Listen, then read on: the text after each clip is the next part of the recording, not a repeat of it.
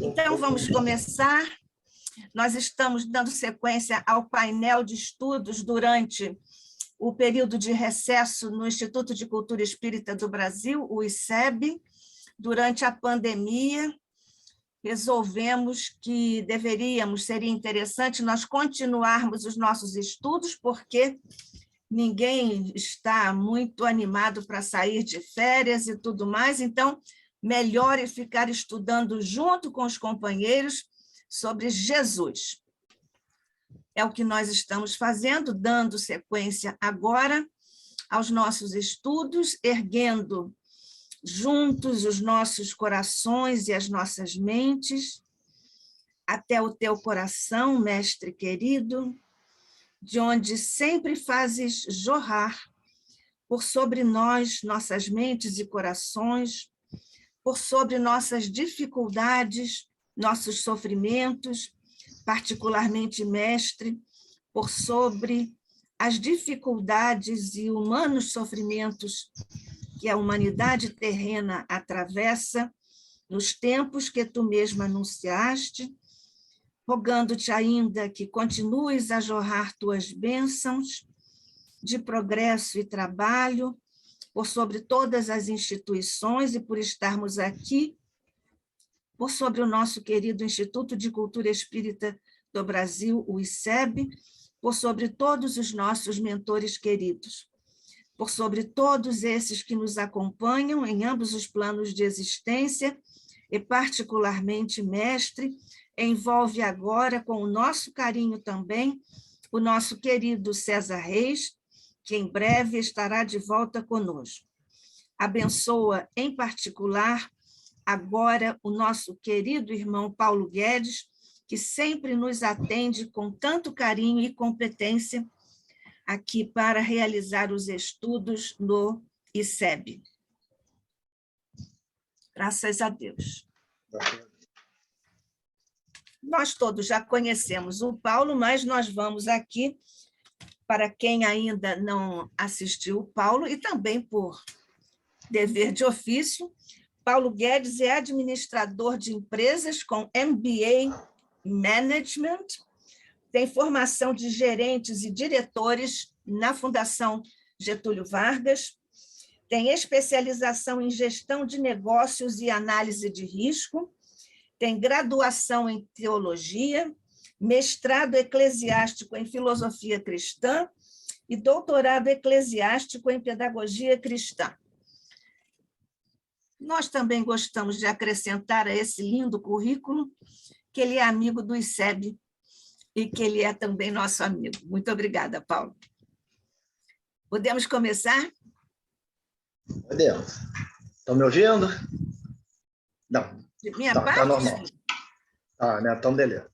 Então, vamos lá, gente. Agradecendo aí, inicialmente, o convite, né, a oportunidade de fazermos mais um estudo aí sobre Jesus, né, que eu costumo falar que é o nosso ilustre desconhecido, que todo mundo fala muito de Jesus, mas conhecer mesmo o Evangelho, conhecer mesmo o que Jesus trouxe, não é comum, né? A gente sabe que não é normal que as pessoas se dediquem ao Evangelho, né? Que tenham o cuidado de estudar, de entender realmente o que Jesus nos trouxe, né? O que ele nos deixou aí como legado desse Evangelho maravilhoso. Então, vamos lá. Deixa eu preparar minhas coisas aqui, que eu vou, então, começar o meu... Deixa eu só me organizar aqui.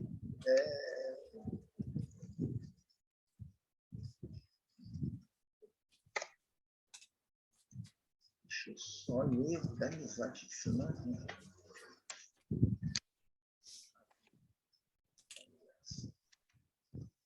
Vamos lá, gente. Então, o tema de hoje ficou Jesus e a visão da teologia, né? A gente vai tentar aqui fazer um apanhado, né, da teologia do Novo Testamento, né? Da visão de Jesus, de como a gente entende Jesus, né? A gente sabe que existem vários ramos de estudo de Jesus, a teologia, no que diz respeito ao cristianismo, é muito ramificada, né? A gente tem bastante campos de estudo aí, né? A teologia, só para a gente colocar logo aqui o que é, né? É o estudo da existência de Deus. das questões referentes ao conhecimento da divindade e também da sua relação com o mundo e com os homens. Isso aí é uma definição assim bem sintética do que é teologia, né? Que vem do grego theos, que é Deus, que era um termo usado no mundo antigo para denominar todos os seres que tinham poderes além da capacidade humana. E logos, né, que é a palavra revelada, ou, por extensão, logia, que é estudo, né? Então, estudo da divindade, estudo de Deus, nesse sentido, né? A teologia, ela estuda as religiões num contexto histórico, pesquisando e interpretando os fenômenos e as tradições religiosas. Então, a gente vê as pessoas falam assim, a teologia budista, a teologia... Assim, teologia ela é o estudo de Deus, né? Mas a gente acabou dividindo a teologia pelo segmento da religião que ela está estudando. E dentro do cristianismo nós temos a teologia católica, a teologia espírita, a teologia protestante, a gente vai dividindo ela em vários ramos, né? Então, é isso, é o estudo, a interpretação, né, dos fenômenos, das tradições religiosas, os textos sagrados, a doutrina, o dogma, né, que a gente sabe, somente na Igreja Católica tem muito dogma, e a moral e suas influências nas diversas áreas aí do conhecimento, especialmente nas ciências humanas, né, como antropologia, sociologia, muito nesse campo. O conceito de teologia aparece pela primeira vez no pensamento grego, através de Platão, no diálogo A República, para referir-se à compreensão da natureza divina por meio da razão, tá? Em oposição à compreensão literária própria da poesia, feita pelos seus contemporâneos. Então, a teologia ela surge aí, o conceito, né? Lá na República de Platão. E a gente vou passar só uma pincelada aqui no que é na teologia, só para todo mundo se situar, porque às vezes a gente fala em teologia e as pessoas acabam não sabendo muito bem o que é, né? Temos a teologia sistemática, que é a organização da teologia em diversos temas, seguindo fatos teológicos de modo a formar um sistema específico de estudo, né? Temos a teologia própria, né? Ela em si que é o estudo de Deus, o Pai, né? O Pai Criador. Temos a cristologia, que é o estudo do Filho, o Senhor Jesus, né? O Jesus Cristo, né? Temos a pneumatologia, que é o estudo do Espírito Santo. Nós na doutrina espírita não estudamos o Espírito Santo, mas isso faz parte da teologia. Temos a bibliologia, que é o estudo da Bíblia, eclesiologia, estudo das igrejas, angiologia, que é angelologia, estudo dos anjos, soteriologia, estudo da salvação, tá? Temos armartiologia, que é estudo do pecado, escatologia, estudo do fim dos tempos, é um tema que a gente estuda também, principalmente no Mateus 24, que tem lá o mini Apocalipse, e no Apocalipse de João é estudado a escatologia, né? Antropologia cristã, estudo da humanidade, demonologia, que é muito estudado principalmente pelos evangélicos e os católicos, que é o estudo dos demônios sob sua perspectiva cristã. Então, esse é a visão da teologia sistemática. E aí a teologia no cristianismo ela começou a se dividir. Temos a teologia da libertação. A teologia da libertação é uma corrente teológica humanista fundada por um sacerdote peruano, né, o Gustavo Gutierrez, que procura interpretar a Bíblia através do sofrimento dos pobres e pela luta a favor da libertação das comunidades cristãs diante das injustiças. Tá? É uma teologia com tendência marxista, né, independente aqui de questões políticas, mas ela tem tendências marxistas. A teologia da libertação é praticada pelos bispos sacerdotes da América Latina. Ela foi criticada pela hierarquia católica. Ela não é aceita pela hierarquia católica por apoiar revoluções violentas e lutas de classe. No Brasil, foi o Leonardo Boff, né, o grande defensor da teologia da libertação, e ficou conhecido pela defesa das causas sociais. E aí, só para dar uma pincelada, a teologia da libertação ela tem um problema muito sério. Ela desconstrói Cristo. Que, por exemplo, uma das interpretações da multiplicação dos pães e peixes.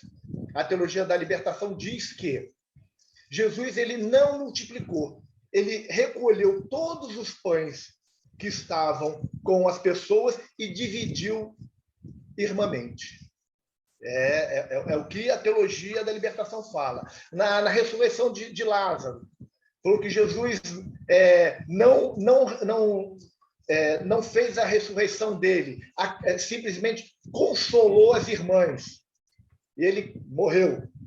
Entendeu? É assim, é uma teologia extremamente nociva ao cristianismo, porque vai desconstruindo todos os milagres, ditos milagres, né, do Cristo. Eles têm uma interpretação diferente e vão desconstruindo tudo aquilo que Jesus fez.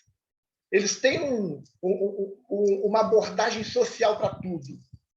Jesus não ressuscitou Lázaro, só simplesmente consolou as irmãs. Jesus não multiplicou os pães, simplesmente dividiu o que tinha. E é uma visão bem marxista nesse ponto. E, assim, eu particularmente estou determinantemente contra, independente da questão política, pela desconstrução que eles fazem do Cristo. Isso em várias passagens de Jesus eles vão desconstruindo. Eles têm uma visão que contraria o que está escrito no Evangelho. Isso é o mais grave. Temos a teologia reformada. É a teologia que estabelece qualquer sistema de crença que traça suas raízes na reforma protestante do século XVI, lá de Lutero, de Calvino. Tá? Então, a gente sabe que tem muita divisão a teologia reformada, porque a gente tem vários segmentos, até a presbiteriana, luterana, batista, entre outras aí, né? Pentecostal, neopentecostal e por aí afora. Então, a gente tem muitas teologias dentro de uma só, que é a reformada. Temos a teologia contemporânea, que é a teologia dos tempos atuais. Ela surgiu no início do século XX, com o pastor Karl Barth, na busca de reaver a natureza e sentido da Bíblia como padrão de fé e prática da igreja. É o estudo de Deus no contexto atual e a evolução dos dogmas e dos pensamentos formados a respeito das doutrinas bíblicas no contexto que estamos inseridos. É uma visão de trazer uma interpretação adaptando ao nosso tempo. Ela recebeu muitas influências de diversas outras tendências teológicas, como a teologia bíblica, a teologia católica, a teologia protestante, a teologia natural e a teologia especulativa. Ela recebe influência de todas essas e criou uma visão diferenciada, muito ligada aos dias atuais. E aí, conforme as direções que vai tomando, né, a teologia contemporânea, ela recebe designações entre elas. Né? A gente vê assim, teologia modernista, é a contemporânea. Teologia neomodernista, também é a teologia contemporânea. Teologia da esperança, teologia do evangelho social, é tudo a teologia contemporânea, que vai surgindo nomes conforme os caminhos que ela vai seguindo. Então, só para a gente dar uma pincelada aí na questão da teologia, só para a gente entender mais ou menos o que vem a ser a teologia. Né? É aquilo que a gente tem, só para a gente ver, dentro do cristianismo, as ramificações. É muita interpretação. A gente tem a teologia, por exemplo, da Trindade. Né? A teologia católica, ela fala do Deus Trino, que é um Deus só e, ao mesmo tempo, três. A gente, na doutrina espírita, a gente desconsidera isso. Eu não vou nem entrar em detalhes aqui, porque, realmente, o Evangelho não dá nenhuma base para que se chegue a essa conclusão do Deus baseado na Trindade. Isso nós não encontramos no Evangelho de forma alguma. Então, assim, não dá para a gente imaginar isso estudando o Evangelho. Ele se baseia muito naquela passagem lá em João, eu e o Pai somos um.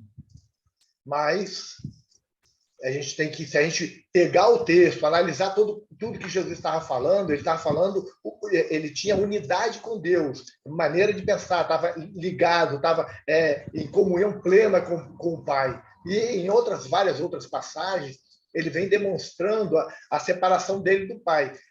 Tudo aquilo que eu faço, não faço por mim, mas pelo Pai que me enviou.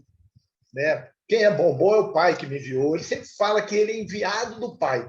Se ele fosse Deus, um Deus dividido em três, ele não se referia à outra parte como sendo um enviado do outro. Ele estaria se enviando, entendeu? É uma, assim, a gente vê que são algumas visões que são dogmáticas, né? Está dentro do dogma da Igreja Católica e a gente nem entra nesse questionamento. Mas vamos lá. Vamos aos ensinos, né? Os ensinos dentro da teologia, os ensinos do cristianismo, os ensinos de Jesus dentro do que a gente entende na teologia. Gente, embora a quantidade de material que dispomos referente aos ensinamentos de Jesus não seja grande, as implicações são vastas. Assim, se a gente olhar, a gente não tem, da época, livros e mais livros. Não, a gente tem o Evangelho e algumas tradições que foram anotadas, né? Tem o Didac, algumas coisas assim, mas o que tem, na verdade, são os Evangelhos e traduções. Temos aos montes, textos antigos, né? Assim, que sobreviveram, são milhares. Temos, falando sobre Jesus, temos o próprio Joséfo e vários outros historiadores da época citam Jesus para confirmar a vida de Jesus, né? Então, só para a gente entender, né? Então, as implicações realmente são muito vastas. E aí, nem todos os volumes que já foram escritos acerca de Jesus e seus ensinos têm satisfeito as mentes daqueles que buscam a verdade e a autêntica expressão religiosa que foi revelada por Jesus lá no passado. Por isso que a gente vai encontrando essas várias ramificações da teologia. As interpretações sobre os ensinamentos de Jesus são tão numerosas quanto as opiniões sobre sua pessoa e o sentido do seu ministério. Isso vai... Cada pessoa, assim, cada pensador, cada intérprete, ele encontra um caminho. Quando a gente pega as próprias traduções do Evangelho, cada tradutor ele utiliza uma das palavras que ele acha que se encaixa mais naquela situação, porque nós estamos falando de traduzir do grego koiné, que é um grego extremamente pobre, onde uma palavra ela tem muitos significados, depende muito do contexto para tu entender, e aí cada intérprete puxa para o seu lado. A gente, por exemplo, existem muitas passagens das interpretações, tanto católica quanto protestante, que afirmam determinadas coisas a respeito de passagens de Jesus e que a doutrina espírita fala de maneira diferente. E aí, os teólogos falam que nós estamos errados, porque, olhando a Bíblia, né, já traduzida, diz uma coisa. Mas quando a gente vai buscar o ensino, o estudo, através da língua, lá do grego koiné, tentando remeter ao aramaico, ao hebraico, a gente vai descobrir que essas passagens, elas estão certas na interpretação deles, porque pode ser isso, mas também, quando a gente vai buscar a palavra e ver os sentidos, a gente percebe que o que os Espíritos nos dizem também está ali. A tradução, a escolha da palavra que difere. Então, eles estão com a razão deles, porque eles escolheram uma palavra para dar sentido ao texto, e nós, os espíritos, eles nos dão uma outra visão. É claro que eu acredito nos espíritos, mas antes de eu estudar teologia, eu ficava muito, assim, muito preocupado, né, de ver os teólogos mostrando que a nossa interpretação era errada e mostrando que a palavra significava isso, significava aquilo. Mas aí, quando eu comecei a estudar, eu comecei a ver que significava isso e aquilo, mas também outra coisa. E aí a gente começa a ver que eles podem estar com a razão dele, mas também nós podemos estar com a nossa. Então, eles ficam com a verdade deles, nós ficamos com a nossa e ninguém briga. Esse é o caminho. É a tolerância, né? Assim, a gente, se me perguntarem o que eu acho, vou dizer o que eu acho que está certo. Eu não fico em cima do muro, vou dizer isso aqui para mim, a interpretação é essa. Mas respeito o direito deles de pensar diferente. No estudo de hoje, a gente vai tentar apresentar aqui um esboço, né, do que Jesus ensinou, esperando compreender apenas os temas principais, né, compreender Apenas os temas principais dentro dessa teologia de Jesus. Quais foram os tópicos principais da teologia de Jesus? Qual é o objetivo? Qual é o sentido máximo dos ensinamentos do Cristo? Né? Tá? A gente vai tentar aqui fazer uma tentativa, né, de apresentar Jesus e os seus ensinos, né? E também examinar a implicação desses ensinos, especialmente no que se explica a nossa vida, né? A esperança, o destino, a nossa visão que nós temos da doutrina espírita, né? Todos, assim, todo mundo concorda que os ensinos básicos de Jesus podem ser encontrados no judaísmo revelado. Esse é um outro fato que é importante a gente deixar muito claro. Porque as pessoas, muitas vezes, eu vejo muitas vezes até palestrantes espíritas dizendo que Jesus trouxe novidades, porque são pessoas que não se debruçaram sobre o Velho Testamento. Porque Jesus, a grande maioria das frases utilizadas por Jesus, a grande maioria dos ensinos estabelecidos por Jesus estavam na base do judaísmo. A teologia cristã tem suas raízes na teologia judaica. Muitas das declarações de Jesus podem ser encontradas na literatura rabínica, algumas vezes em forma exata, idêntica, outras vezes de forma modificada. Quando Jesus ele queria dar uma ênfase diferente, ele modificava um pouco a forma. E Jesus ele tem certos números de declarações, né, que deve ter sido autêntica, né, porque não encontramos nenhum traço das mesmas nas peças literárias da época, só lá dentro do judaísmo e dentro do cristianismo. Então, a gente sabe que são autênticas. A gente tem que entender só o seguinte: o grande diferencial era a habilidade muito especial que Jesus tinha ao manusear o pensamento judaico e de eliminar também o supérfluo e o que era prejudicial e mesmo o que era errôneo. Porque, assim, a gente pega dentro do Velho Testamento as passagens estabelecidas lá e que Jesus veio comentar sobre elas. Ele usa muitas vezes frases idênticas.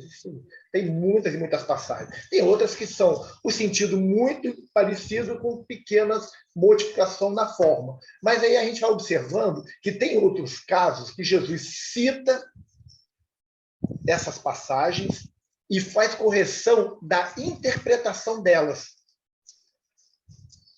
Elas recebem uma nova vida e uma nova interpretação nas mãos de Jesus. Porque, com o passar dos séculos, o judaísmo foi contaminando os textos básicos, né, que estão lá no Velho Testamento. Assim, nós, hoje, estudando o cristianismo e o Novo Testamento, a gente começa a encontrar o mesmo problema. As interpretações estão cada vez mais tendenciosas. Cada vez mais tendenciosas. Hoje nós estamos passando um problema muito sério, que é o pluralismo, né? E existe um pluralismo que é o mais complicado de todos, que é o filosófico, que tem a seguinte ideia, de que a gente tem que aceitar tudo que está aí posto nas outras religiões. E também uma ideia daquela ideia do Jesus cósmico, de que a gente encontra o Jesus, o Cristo, dentro do budismo, dentro do islamismo e por aí afora, dentro do hinduísmo. E isso faz com que as pessoas comecem a permitir que pensamentos de fora alterem a essência das mensagens de Jesus. Está muito em voga isso. Antigamente, a gente tinha aquela ideia de que nós temos que respeitar a pessoa e discutir as ideias. Hoje não se pode mais discutir as ideias. Temos que aceitar as ideias. E aí, quando isso aparece, a contaminação é um fato gravíssimo. Eu me lembro uma vez no Conselho Estadual Espírita, eu participando, né, do conselho, aí o Júlio César Grande Ribeiro contou uma história que ele falou que escutou o Divaldo falando, né, numa palestra do Divaldo, que existiam duas cidades e uma estrada no meio do deserto, um lugar extremamente árido. E lá no centro do caminho, um lugar entre as duas cidades, tinha um poço. E esse poço era o lugar onde todos os viajantes paravam e saciavam a sua sede, reabasteciam os seus cantis, as suas coisas de levar água, né? Os seus vasilhames de levar água, e seguiam viagem que dava, eles traziam água até ali, dali eles abasteciam e iam até o final da estrada. Em determinado momento, as pessoas começaram a não ter mais cuidado com aquele poço. E começaram a jogar o vasilhame, o balde, que era para puxar a água do poço, sujo, deixavam cair resíduo de comida, porque comiam na beira do poço, comida caía para dentro, utilizavam da mão suja para manusear as coisas e depois jogavam dentro do poço. E com o passar do tempo, essa água do poço ficou tão contaminada que ela ficou impraticável. E aí,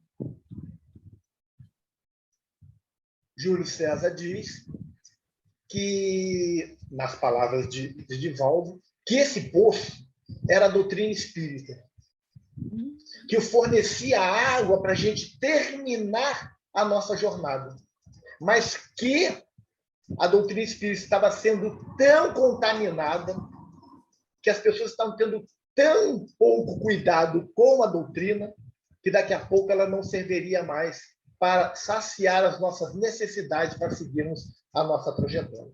E a gente pode fazer uma analogia com isso com o cristianismo.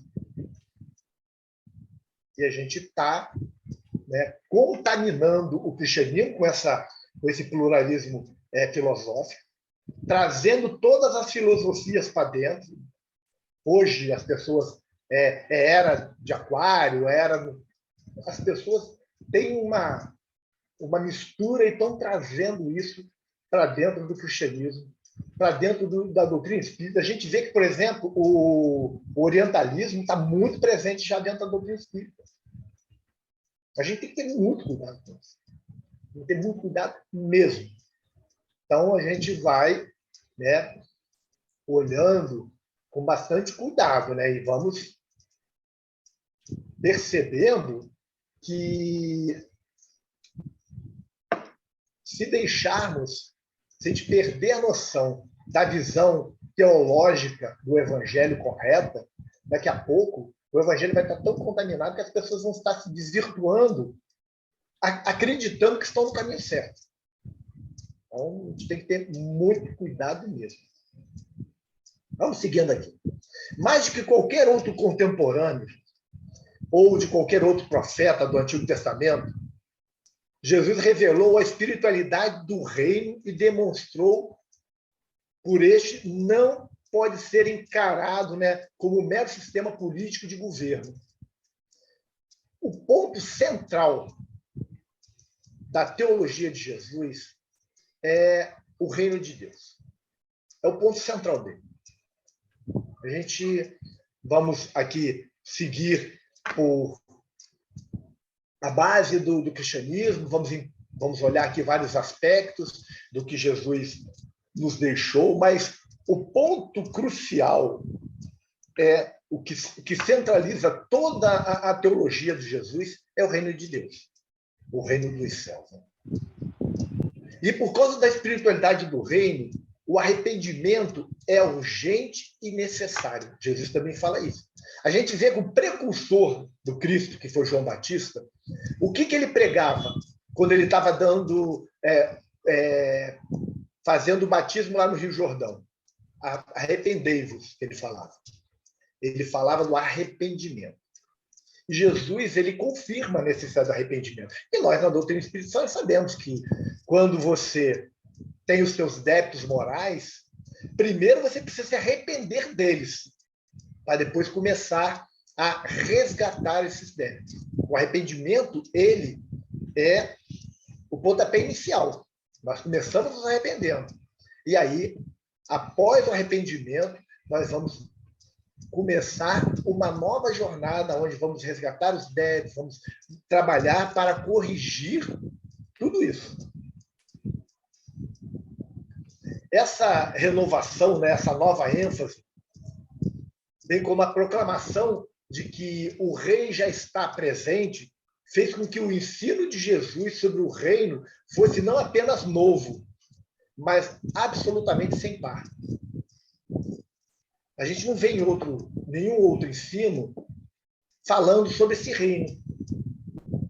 E outra coisa, né? É interessante que a gente vai observar que Jesus, ele fala no Evangelho, e tem um determinado que ele fala assim, se eu expulso o demônio em nome de Deus, aí ele fala que o reino já está entre nós. Ele começa a nos dizer que ele estava inaugurando a transição.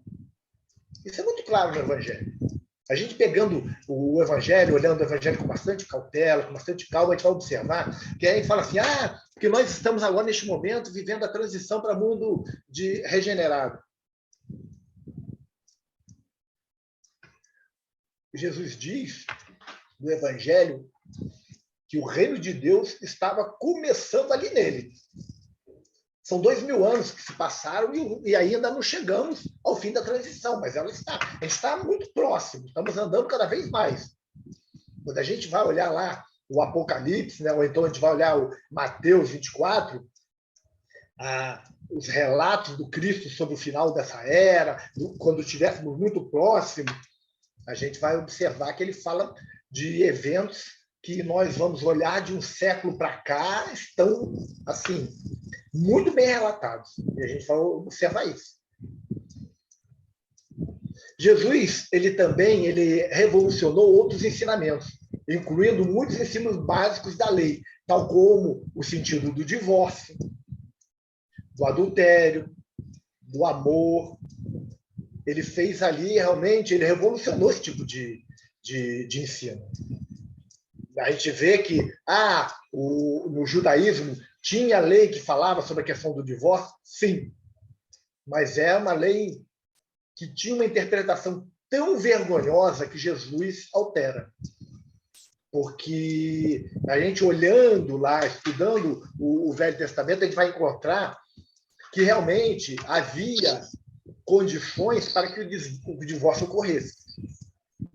Mas aí o judaísmo diz que qualquer coisa que a mulher fizesse que desagradasse o homem era motivo de divórcio. Se ela fizesse uma comida que ele não tivesse satisfeito com ela, podia se divorciar. Se ela falasse uma palavra que ele não gostasse, ele podia... Assim, banalizou a coisa. E é uma interpretação, não a lei. A lei não diz nada disso. Jesus, ele realmente mudou o sentido. Sobre a questão do adultério, Jesus, ele sai...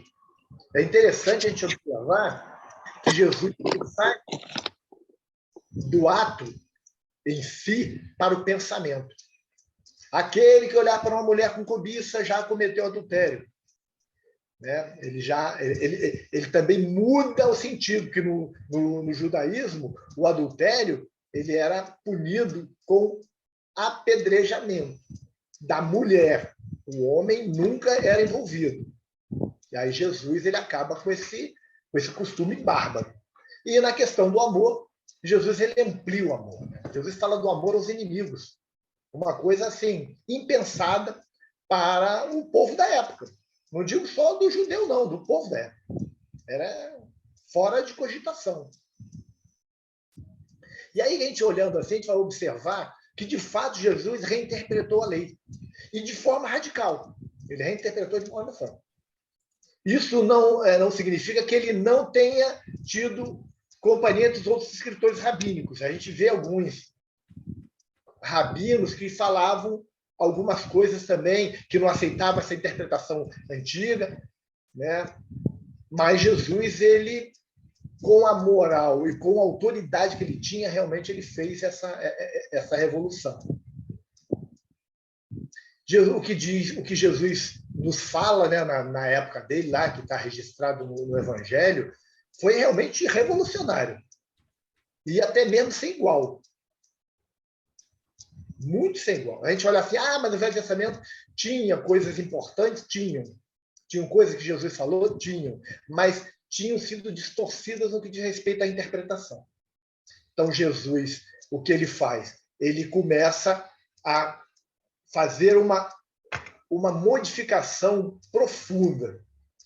E aí, claro, com o rompimento entre os seguidores de Jesus e o judaísmo, acabou surgindo uma nova teologia, que é a teologia cristã, né, que acabou criando algumas influências do judaísmo. O judaísmo hoje está bem diferente do judaísmo daquela época, mas ele, por rejeitar Jesus, aí surge essa nova religião. Né? A gente fala assim, o cristianismo, a religião criada por Jesus. Não, Jesus, judeu, Jesus cumpriu a lei do judaísmo, ele simplesmente reinterpretou. O que estava errado, ele corrigiu, ele fez mudanças revolucionárias e radicais, não temos dúvida. Mas a ideia do Cristo era estabelecer a boa nova, o evangelho significa boa nova, boa notícia, dentro do judaísmo. E se a gente for analisar, uma boa parte dos judeus viraram cristãos. E o mais importante disso tudo, que foi Jesus permitir que dentro daquilo que ele estava trazendo de novo, fosse aceito os gentios, os que eram de fora do judaísmo, que não eram aceitos pelos judeus. Os judeus tinham um Deus particular. Jesus tinha um Deus que era um Deus universal. Então, é uma visão teológica de Deus muito significativa. Porque dentro do judaísmo era o Deus único, mas era o Deus do povo judeu. E Jesus traz um Deus muito mais amplo, um Deus que é o Pai de todos.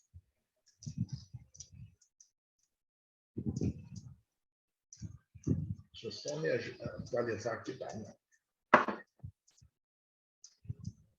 Jesus, né, ele veio para ensinar sobre o pequeno rebanho em contraste com a correnteza principal do judaísmo. O judaísmo era muito grande. E aí Jesus acabou usando a palavra eclesia, né, com ela. Né? Foram os pequenos grupos que foram formados a partir dos ensinamentos de Jesus para estudarem o Evangelho. Eram congregações pequenas, normalmente em casas, que as pessoas se reuniam para estudar as anotações que já circulavam na época, principalmente de Levi e Mateus, sobre o Evangelho. Depois começaram a surgir as cartas paulinas, que era Paulo mandando orientação para as eclesias. Né? Hoje o termo eclesia perdeu sentido e virou igreja, né? Mas seriam as eclesias, hoje igreja. Né? E aí ele indicou, né, um tipo inteiramente novo de comunidade religiosa. Aqueles templos suntuosos, grandes, aquilo tudo, aquele formalismo que existia dentro do judaísmo, tudo isso foi modificado. Teve uma visão teológica de religião totalmente modificada. Hoje, nós estamos muito mais próximos do judaísmo no que diz respeito a templos e tudo, do que na época de Jesus. Porque se a gente for olhar quem foi que criou essa visão de comunidade religiosa, quem foi que espalhou isso? Foi Paulo de Tarso. Paulo de Tarso que começa a peregrinar, andar de cidade em cidade, em lugarejo em lugarejo, começava a fazer pregação nas praças, as pessoas se interessavam, ele via uma pessoa onde tinha uma casa que pudesse montar um grupo de estudo, ele estabelecia o grupo de lá, firmava o grupo, deixava base para o estudo e seguia em frente para um ou outro. Então, com isso, Paulo ele dá início à nossa visão de igreja que nós temos hoje. E os ensinos de Jesus, gente, para aquela época, eram sem igual. A gente podemos fazer um estudo das principais religiões já existentes naquela época, e assim, nada se compara. Jesus realmente ele estava muito à frente do pensamento da época. Por isso, a grande rejeição que ele teve, principalmente no que diz respeito ao poder constituído. Então, a gente vai observando isso. E aí, olhando o Evangelho, assim, a partir do 16º capítulo de Mateus, temos os primórdios dessa nova ordem, dessa nova formação que estava se estabelecendo.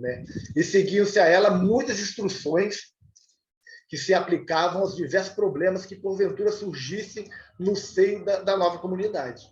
Porque Jesus, a partir lá do 16º capítulo de Mateus, que é o evangelho muito bem estruturado, ele começa a orientar a convivência dentro de uma comunidade. A gente vai olhando, as orientações, as parábolas, os ensinamentos, Jesus organizando as pessoas para viver. Porque ele queria formar uma nova igreja? Não, para que eles vivessem isso dentro do judaísmo. Infelizmente, não foi possível. Mas ele tinha esse objetivo. E aí o desenvolvimento do tema messiânico, que é um tema muito importante dentro da teologia judaica e cristã, que é aplicado ao próprio Cristo, ao próprio Jesus. O desenvolvimento do tema messiânico, no judaísmo não, eles até hoje continuam esperando o Messias, mas dentro do cristianismo, esse desenvolvimento do tema foi em cima da personalidade de Jesus. E isso, em Israel, no judaísmo, isso foi uma novidade. Boa parte dos judeus aceitaram Jesus como o Messias, e uma outra parte, principalmente dos doutores da lei, dos sacerdotes estabelecidos, constituídos da época, eles não aceitaram. Eles não entenderam Jesus como o Messias.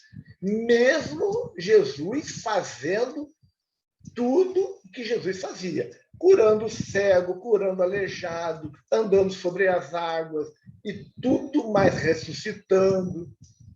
Eles não aceitavam. Porque estava em jogo ali o poder. Isso foi o grande problema. Porque os sacerdotes do judaísmo eles tinham uma vida muito boa. Porque eles viviam com autorização de Roma. Porque qual era o acordo? Eles mantinham o povo sob a rédea, para que o povo não fizesse revolução, não fizesse baderna nas cidades, e eles tinham direito a algumas regalias. Inclusive, assim, nós tínhamos o imposto pago pelo povo judeu aos romanos e o imposto pago pelos judeus ao templo. O povo era explorado duas vezes. E aí, com esse imposto, eles tinham uma vida muito boa, eles viviam como ricos, muito bem. É só ver as vestes dos sacerdotes, com bainhas de ouro, com linhas de ouro, coisas assim, com púrpura, com seda. Eles viviam em condições muito diferentes do povo. Então, nós vamos encontrar esse grande problema. E a gente vê no estudo do Evangelho que o momento crucial para decidirem a crucificação de Jesus foi quando ele expulsa os vendilhões do templo, dizendo que o templo era casa de oração e não de comércio. E aí foi sentença de morte de Jesus, porque mexeu com o poder financeiro, e aí a coisa piorou assustadoramente para o lado do Cristo. Vamos lá, seguindo aqui, gente. O servo sofredor era um conceito novo, para o pensamento judaico, pois embora certos textos do Antigo Testamento indiquem, assim, até com relativa clareza, a sua existência, o pensamento judaico deixava passar completamente em branco as suas implicações. Por quê? Qual era a ideia do judaísmo no que diz respeito ao Messias. Né? A gente temos que entender, na visão judaica, o que eles pensavam. Né? O tema resgate, expiação, era bem conhecido entre os judeus. Mas eles não conseguiam entender a aplicação de um tema desse a um homem, ou o próprio Messias. Isso era considerado possível apenas por muito poucos. A gente vê que, por exemplo, Gamaliel, que era um rabino, que foi o que orientou lá Paulo, né? Ele entendeu isso. Mas a grande maioria não conseguia entender. Porque o Messias, na visão deles, seria o quê? Seria um homem guerreiro, um rei guerreiro, melhor falando, que viria tomar o poder do mundo e colocar debaixo dos pés dos judeus. E aí, o Cristo vem como o servo sofredor. Foi escorraçado, chicoteado e crucificado. Então, a gente vai observando, eu só estou fazendo um comparativo entre a visão teológica do Velho Testamento e a do Novo Testamento. Outro tema que nós podemos dar uma olhada com bastante clareza também, o ensino sobre a ressurreição. Ele era bem conhecido e largamente aceito nos dias de Jesus, na congregação judaica. Se falava de ressurreição. Assim, a interpretação do que era a ressurreição, que era diferente do que o Cristo veio nos mostrar. Porque qual era a ideia? E a gente sabe que essa visão de ressurreição, ela ficou incrustada dentro da Igreja Católica, da Igreja Evangélica, que é aquela ressurreição do corpo. E aí a ressurreição, na realidade, ela tem a palavra, ela dá para a gente entender como a nossa visão hoje, que é um termo novo, né, de reencarnação. Porque quem ressurge é o espírito em uma outra vida. Isso existia dentro da cabala judaica. A cabala judaica, a gente vê quando Jesus conversa com Nicodemos, está lá em João, que Jesus fala: você é doutor da lei e não sabe dessas coisas, quando Jesus diz que teria que nascer de novo. O que ele está dizendo? Você tem acesso à cabala judaica, você tem acesso aos estudos profundos e não sabe dessas coisas? A gente vê a admiração do Cristo para com Nicodemos. E a gente vê como Nicodemos realmente entendeu o que Jesus estava falando, que depois Nicodemos ele tem mais duas participações importantes no Evangelho de Mateus, junto a Jesus. Inclusive no enterro de Jesus, né? Nicodemos tem um papel lá, né? Enterrar Jesus, para Jesus não ser jogado lá fora, né? No lixão, né? Na geena, o seu corpo, que era o comum dos bandidos, né, dos crucificados, serem jogados corpos lá na geena, para os animais comerem, para apodrecer por lá. E Jesus não teve esse destino. O ensino sobre ressurreição, né, Jesus transformou em uma doutrina poderosa. Jesus, ao ressuscitar, né, pessoalmente, e ao insuflar a esperança a todos sobre a conquista da morte, ele fez com que o cristianismo revivesse. Porque quando a gente vê a história do cristianismo, quando a gente vê lá nos todos os evangelhos, no finalzinho, quando falam da morte do Cristo, né, da crucificação, aonde estavam os discípulos? Escondidos, cheios de medo. Se Jesus não reaparece, o cristianismo tinha acabado ali. Porque ninguém ia tocar aquilo para frente. E olha que Jesus, a gente observa Jesus falando o tempo todo, durante o seu evangelho, ele vem anunciando a morte, a crucificação e a sua morte.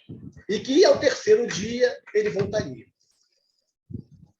Mas a gente observa que a interpretação judaica não era muito bem entendida, né? Principalmente quando Jesus ele surge, tanto é que até hoje se fala que Jesus surgiu no corpo. Ele sabe que isso é impossível, né? E que o que apareceu ali foi um espírito materializado, com a capacidade que o Cristo tinha, e ele mostra para os seus discípulos que a morte, como entendida naquela época, não existia. A morte não existe. Então, Jesus deixa isso muito claro, né? A gente vê que o corpo inteiro das profecias de Jesus, referente a isso, começa lá por Mateus 20. E aí, a gente começa a ver, Jesus começa a fazer as profecias mais profundas em Mateus 24. Que ele forma um grupo de ensinos acerca dos acontecimentos futuros e de sua significação, que é, mais uma vez, definitivamente sem par. Quando Jesus começa a falar do futuro, começa a falar dessa nova era, a gente vê nas traduções que está lá escrito que é fim do mundo. Mas não é fim do mundo. A tradução está muito equivocada. É fim de uma era. A palavra não significa nem mundo. Não tem nada a ver com o mundo. É fim de uma era. Só que as pessoas acharam que fim de uma era fim do mundo. Não. Fim de uma era, fim de uma era. Fim de um período. E a gente vai observando isso. E a gente, vendo, assim, nesse preâmbulo aqui inicial, né, nós podemos afirmar, né, que a natureza dos ensinos de Jesus é sem par. Não tem nada que se compare. Ele nos fornece as pedras fundamentais sobre as quais está alicerçado praticamente a religião do Ocidente, que é o cristianismo. E naquilo que o cristianismo se difere do judaísmo. Nisso mesmo, os ensinamentos de Jesus diferem da corrente principal do judaísmo e dos seus dias. Hoje a gente vê o cristianismo e o judaísmo tem um abismo muito grande, mas na época também. Mesmo que o judaísmo recebeu algumas influências de Jesus, mas a gente observa que hoje continua um abismo muito grande entre a visão judaica e a visão cristã. A teologia de Jesus ela é muito rica. Ela é muito rica. É uma teologia muito moderna. A gente fala assim, mas lá no A Caminho da Luz, o Emmanuel fala, né, que todos esses grandes homens da humanidade que lideraram os povos, lideraram as religiões, são enviados de Jesus, sim. Mas todos eles trouxeram fragmentos das leis divinas. Quem trouxe a lei divina na íntegra, quem trouxe uma teologia composta, muito bem alicerçada sobre o reino de Deus, que é a base do Evangelho de Jesus, foi o Cristo. Foi o Cristo. Então, a gente vai observando isso. Vamos agora tentar buscar aqui os temas básicos da teologia de Jesus. Tá? E aí a gente vai ver, né, Jesus, como outros líderes religiosos, ele proclamou a verdade acerca de Deus e da busca espiritual. Todos os líderes religiosos falam isso. Né? Então, a gente vai observar que assim, Moisés falou sobre Deus, as verdades de Deus, ele trouxe lá as tábuas da lei, né, os 10 mandamentos, falou sobre a busca espiritual, ok, falou. A gente vai no hinduísmo também, a gente vai no budismo também, a gente vai encontrar isso em todas as religiões. Só que, diferentemente de Jesus, dos outros líderes, né, ele ensinou a identificação e a importância de sua própria pessoa como Messias, como, né, linguagem da época, como Salvador, o rei, o juiz, né? E a gente hoje na doutrina espírita entende como o governador espiritual do nosso planeta. A importância dele na condução do nosso planeta. Ele ensina isso. Porque tem uma frase de Jesus que é muito lapidar, né? Ele fala isso com muita clareza, que está lá registrado. Eu sou o caminho, a verdade e a vida. Ninguém vai ao Pai senão por mim.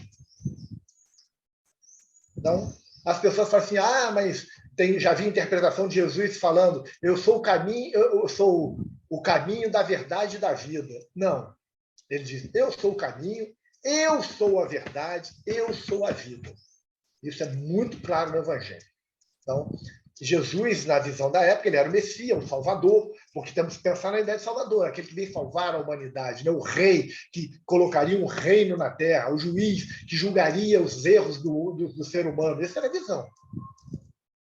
A mensagem de Jesus não consistia meramente de um sistema de teologia, mas era também uma autorrevelação, porque ele veio se autorrevelar. Ele veio se mostrar ao mundo dizendo assim: eu sou o caminho que vocês devem seguir.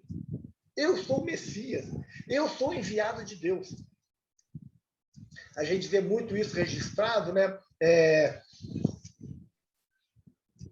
A gente, assim, praticamente no Evangelho todo, né? Lá, desde o início, quando ele começa o Sermão do Monte, até as últimas palavras do Cristo. A gente vai encontrar isso. A gente vai encontrar isso muito registrado também lá em Lucas, no capítulo 2, versículo 48 a 50, em João, no capítulo 20, versículo 17, Jesus fazendo essa autorrevelação, né?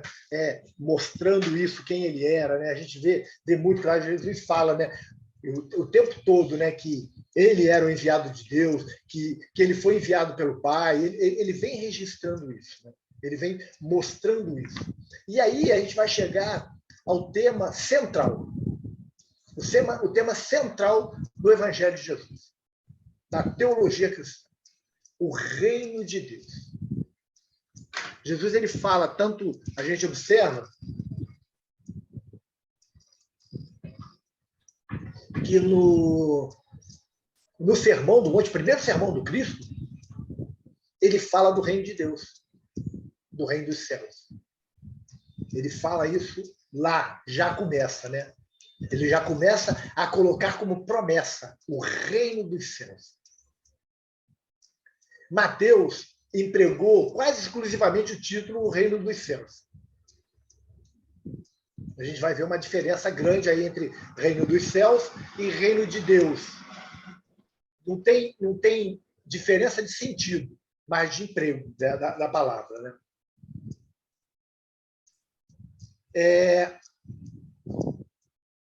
Alguns intérpretes tensionam aí dizer, né, que reino dos céus e reino de Deus são diferentes. Seriam coisas diferentes. Mas assim, é um pouco de falta de atenção. O texto de Mateus, no capítulo 19, versículos 23 e 24, usa os termos, os dois termos. Ele usa reino dos céus e reino de Deus. Em um lugar e em outro. Assim, o que dá uma prova positiva do que acabamos de dizer, que não são diferentes, o sentido é o mesmo. Porque num momento da frase ele usa reino de Deus e no outro ele usa reino dos céus. Com o mesmo sentido. Porque para ele não repetir reino dos céus e reino dos céus, ele usou reino dos céus e reino de Deus. O que são dois versículos seguidos. O versículo 23 e 24 do capítulo 19. São termos sinônimos, gente. São sinônimos. A gente tem que entender, inicialmente, que Jesus era judeu. Né? Então, a gente sabe que provavelmente Jesus não usou o termo reino de Deus nos seus discursos. Ele usou o termo reino dos céus. E Mateus, ao transcrever isso, também usou reino dos céus. Poucas vezes Mateus cita o reino de Deus. Por quê? No judaísmo, uma das leis é que você não deve usar o nome de Deus em vão. E o Evangelho de Mateus é destinado a quem? Aos judeus, aos contemporâneos de Mateus, aos judeus. Então, ele sabia que se ele usasse o reino de Deus, não seria bem aceito. As pessoas iam olhar atravessado porque ele estaria descumprindo uma determinação do próprio judaísmo. Então, ele não usa. Jesus, no Evangelho, jamais ofereceu qualquer definição do que esses termos significam para ele. E aí, o que a gente tem que fazer? A gente tem que examinar muitas passagens para obtenhamos, né, uma visão geral e compreensiva. Porque Jesus não fala, ó, reino de Deus é isso, isso, isso. Ele não fala. Ele fala de reino de Deus, ou reino dos céus, né? Mas ele não diz o que é o reino dos céus. E aí surgiu uma ideia de que reino dos céus é um reino, é o céu, o lugar onde, quando a gente formos eleitos, nós vamos para lá, tal. Começaram a surgir algumas teologias nesse sentido. Mas Jesus, ele não dá uma explicação clara sobre isso. A expressão reino dos céus, ela se encontra cerca de 33 vezes no Evangelho de Mateus. Mateus repete esse termo, né? Claro, colocando isso na boca de Jesus falando, 30 e poucas vezes, 33, se eu não me engano. A ideia básica desse conceito é a região ou reino onde tudo está sujeito a Deus, onde a autoridade de Deus prevalece. Ou, melhor dizendo, onde a lei de Deus prevalece. Aí é o reino de Deus. É o reino dos céus. E aí esse reino pode ser presente, pode ser futuro. No Evangelho a gente vê isso.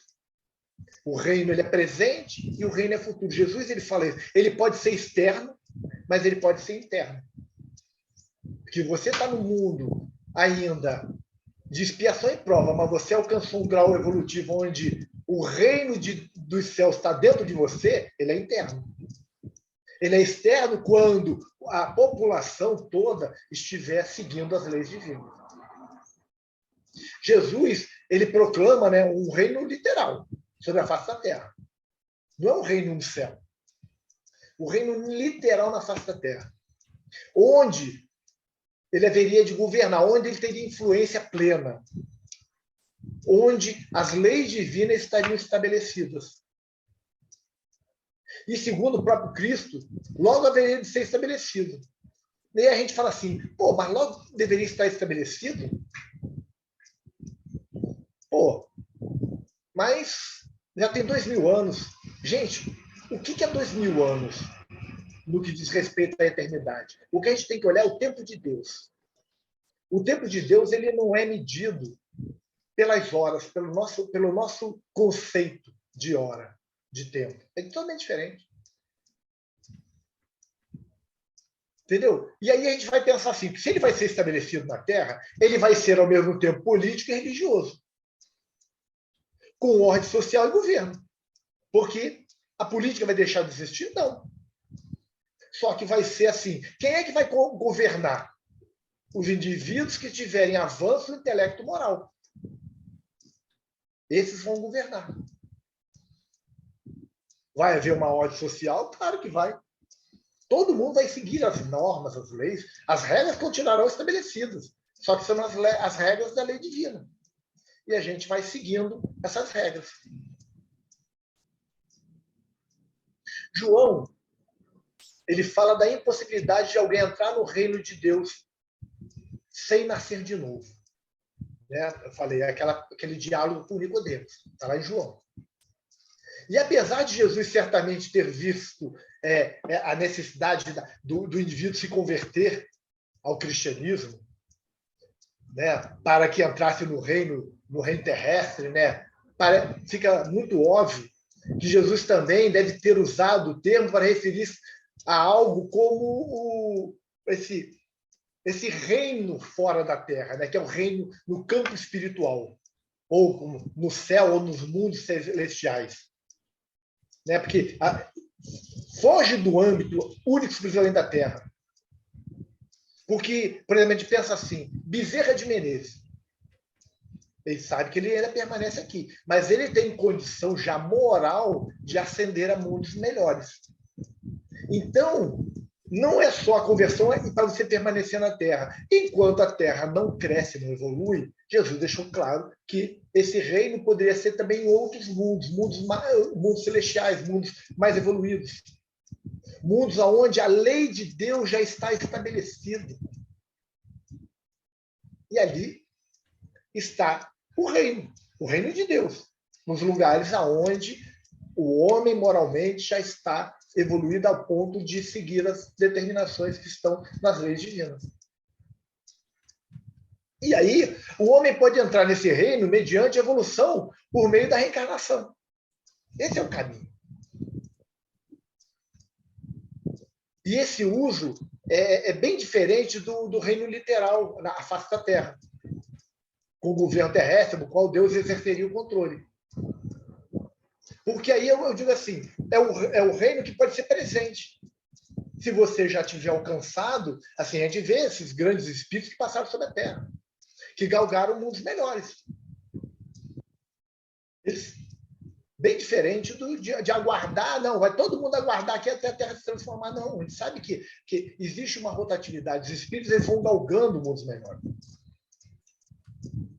E aí, quando Jesus ele declara que o reino está dentro do indivíduo, ou, traduzindo mais exatamente, entre vós, conforme está em Lucas, no capítulo 17, versículo 21, provavelmente ele tinha em vista algo como isso. Né? Que se o reino estiver entre nós, né? entre a nossa maneira de agir e tudo, a gente pode estabelecer isso aqui na Terra também. Ele e seus discípulos formavam uma espécie de reino de Deus. Um começo, um núcleo do reino que era esperado entre os homens. A gente vê isso. Jesus criou uma pequena comunidade que já se estabelecia ali princípios muito bem formados das leis divinas.